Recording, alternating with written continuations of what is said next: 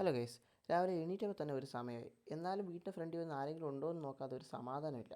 അങ്ങനെ വന്നപ്പോഴാണ് ദേ ഒരാളൊന്ന് തയ്ക്കുന്നുണ്ടത്. അച്ഛൻ്റെ ഒരു സ്വഭാവം വെച്ച് രാവിലെ പകലൊന്നും തയ്ക്കത്തില്ല. പുള്ളിക്കാരൻ വെളുപ്പിനെ ഇറങ്ങുന്ന പണിയാണ്. ഇത് രാവിലെ തുടങ്ങിയ പണിയാണ്. ഇതിപ്പോൾ ഏകദേശം കഴിയാറായി. അങ്ങനെ അതും കണ്ടു നിന്നപ്പോൾ അത് അമ്മയും വന്നു. എല്ലാവരും കൂടെ നിന്നപ്പോൾ സൈഡിൽ സൗണ്ട് ഇട്ട് നോക്കിയപ്പോൾ കണ്ടില്ലേ, തേനീച്ചയാണ്. ഫുൾ തേനീച്ചകൾ പുറന്ന് പറക്കുക.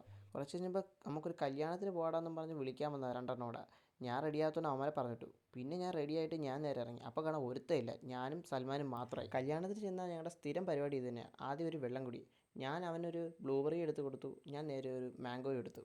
അതും കൂടി ചെന്നപ്പോൾ ഞങ്ങളുടെ അടുത്തുള്ളൊരു പയ്യനെ കണ്ടത്. അവനോട് സംസാരിച്ചുകൊണ്ടിരുന്നപ്പോഴാണ് ഈ മുതലിനെ സ്പോട്ട് ചെയ്തത്. ഇത്രയും നേരം വന്നിട്ട് ഇപ്പോഴാണ് ഞങ്ങളിത് കണ്ടത്.